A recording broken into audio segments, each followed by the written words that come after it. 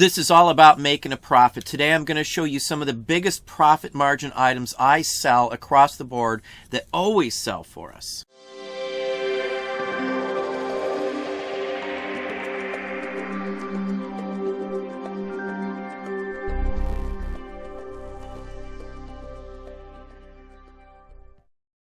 Hey, it's Don. Today we're going to look at some of our highest profit margin items. Profit margin is the biggest important factor in pretty much anything we sell. If I'm not making a certain percentage of profit off of something, I am not going to sell it.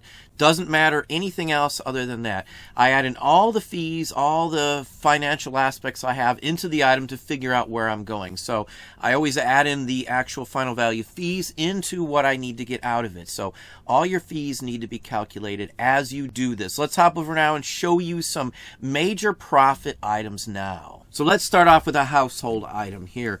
This is an old can of moth crystals, something you would use for a closet, for a footlocker or trunk or something like that to keep away the moths. Now I paid $1 for it and it sold for $50 on an offer from a watcher. That was the offer someone sent me. It's already been paid for, it's already been shipped off and the whole works. So this is something most people wouldn't pay a single cent of attention to, an old can like this. Now, whether it's empty or not, it will still sell. There are collectors out there who love these old printed on cans with the fancy vintage color schemes on it. Now this would probably date to say 50s or 60s maybe, I'm guessing, by the size, the design, construction.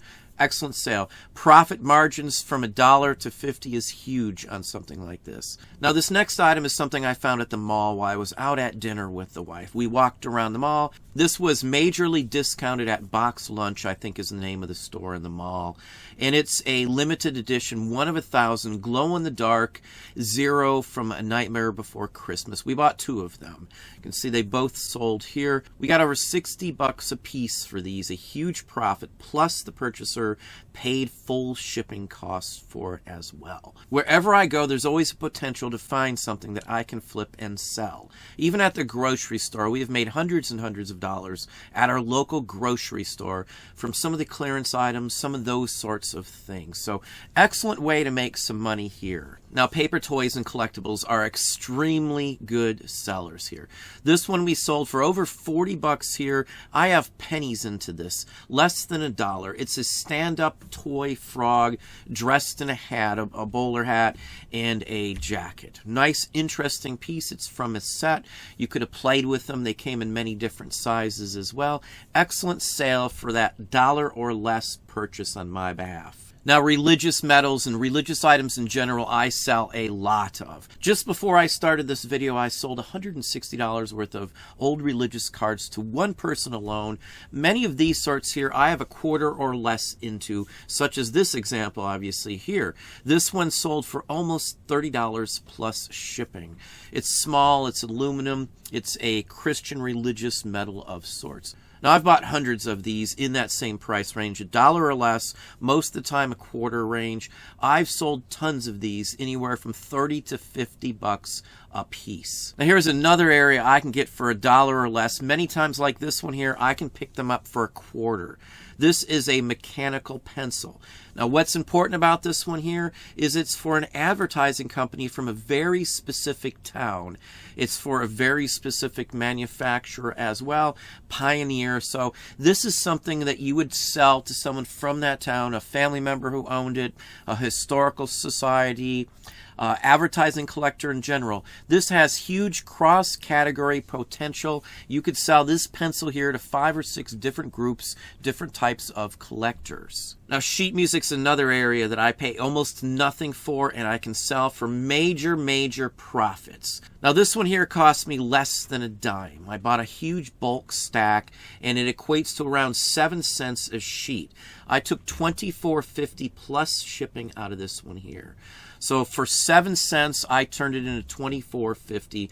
2 photos, quick list, quick ship, and off it goes. Now, paper in general, I do phenomenally well. It's something I can get for almost nothing, almost all of the time. Doesn't matter where I'm at, I can always find vintage paper if I dig hard enough. Now, this is an advertising card from the 1889 Paris Exposition. This was found with some postcards, some French postcards. This is from Heinz, an American company. They went over, their Heinz company, and they had a booth, and they gave these cards out over there. That's why this card even exists here. This one sold for almost $70 with shipping. I paid $1 for every purchase from this assortment that I bought with this one here. So for $1, I got that much back out of it. It's something, if you can identify them, you can date them and properly state where they came from, and that's major profit. $1 turning it back into 70. Minus fees, it's still a horrendous profit margin, to say the least. And here's another card. This one came from a bulk purchase, a bunch of different paper items. A few cards were in there as well. I got some envelopes, some stamped covers and things along that line, all from the 19th century. And this is one of those pieces I got out of there. Now, I paid $5 for a whole tray, a whole cardboard tray of paper items. That was the purchase price for it. This one came out of there. And why did this one sell for so much? It's from the temperance movement. It's a barroom story talking about the ills and pains of drinking and being drunk. It's an interesting topic. It has a child on the cover talking about alcoholism. So it's an interesting one here. Good profit margin across the board, just like all of the rest of the items I've shown you so far. Now, we always do very well with books. This is a vintage local yearbook. It's from the 70s, as you can see. 70s, 80s, and 90s. There's a lot of people still trying to recoup their yearbook that they lost from when they went to high school. So these do extremely well. It did sell for the full price. I paid $1 for this one, as well as a whole stack of other yearbooks. As long as they're in a certain range of dates, I usually buy them no matter what, especially at $1. Anything over that, I'm a little hesitant, but at $1, I cannot go wrong. Turning $1 into $34.50 is a good thing. Records is another one of those areas that I do great in also. This is a 50-cent record. I picked this one up for 50 cents.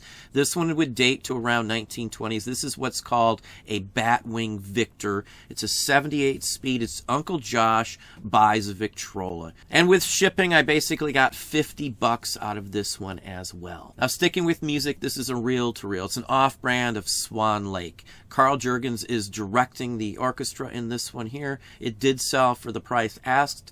This one was from a purchase. I paid $5 for a whole box of these. Out of that purchase here at this point, I've got over $500 back in selling them individually. So it's a major profit at $24.50 with only pennies into this. Now here's a set of cufflinks tied to Chicago, Milwaukee, St. Paul, and Pacific Railroad. I've got pennies into this too. I bought a whole bulk lot of these. Many different sets. I've been selling them ever since I listed them. This one sold for $35 plus shipping. So I can't go wrong on that. Again, 50 cents or less into this one here. Now, those cufflinks are tied to buttons, railroad lines, and uniform items in general. Now, sticking with that thought here, I'm going to show you a bunch of buttons that I sold for some phenomenal amounts of money. Now, you may think it's crazy that buttons like this can sell for tons of money. There are buttons out there that can go for $4,000, $5,000, $10,000, $15,000 or more. There's a ton of money in buttons, and I can get them for a nickel or less. I don't know how many times. Every one I'm going to show you here, I have just a penny or two into each and every one of these. They're easy to photo, they're easy to list, they're easy to store, and they're easy to ship. The only hard part is doing the research to figure out what they are and when they date from. There's a bunch of books out there that we use. That's the only consideration here. Once you get that down, this area here has been our biggest money maker. We sell thousands of dollars of these constantly, all of the time. Pretty much every single day of the week now that I'm listing these, I'm selling a bunch of them.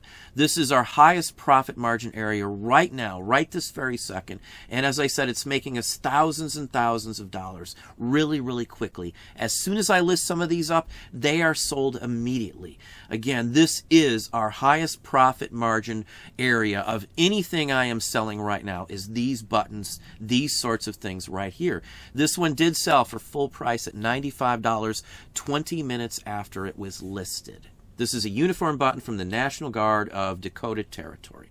There was no South or North Dakota at all at that point. It did sell for full price, $57.50, maybe an hour or so after it was listed. Again, I've got just a few cents, a penny or two in each one of these I am showing you. I bought them in massive bulk. Here's another unique one here. This is what would be called a livery button, but the design on it was used as well during the Civil War by the Confederate States of America. So even though this one was not made during the Civil War, it still looks identical from the face, and that is why many people will collect these. This one sold for $57.50, plus they pay for shipping. Again, a couple pennies into this. Here's another interesting one. This is RKO Pictures. If you didn't know what RKO stands for, it's Radio Keith Orpheum, which is part of the reason this sold. RKO was a motion picture company who also owned movie theaters, and this is from one of the movie theaters that they had. This is one of the bellmen or doormen at those places. These are highly collectible. Here again, pennies. It sold for $30 plus shipping.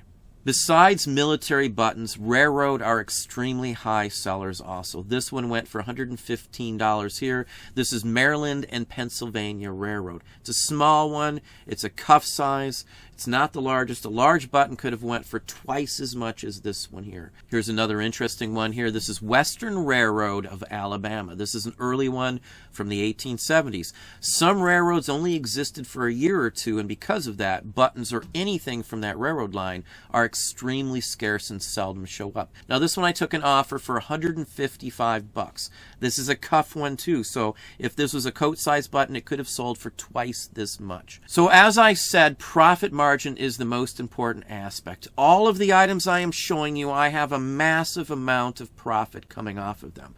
The profit margin is just horrendous. And lastly, one more button here. This one sold for $75, shipped out the door. Again, pennies into this one also. This is a livery button. This is from, say, a fraternal organization, a family crest, or some sort of business or public entity of sorts. This one's fairly unique. It dates to the 1870s. It was made by the Horseman Brothers and Company in Philadelphia. Highly dateable here, highly collectible. These sorts of buttons with these sorts of images sell extremely well across the board. Well, there we have it. Hopefully that gave you some ideas, some thoughts. If you enjoyed this video, please hit that like button down below. You can also hit the bell icon to be notified if I post new content or go live. Subscribe and tell all your friends.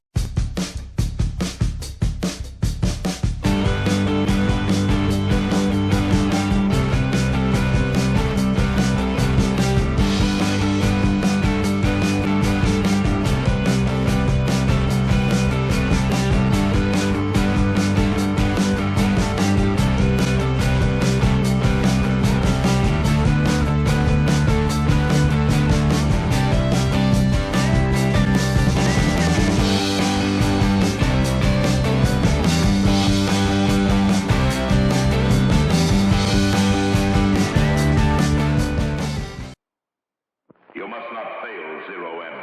This mission is critical.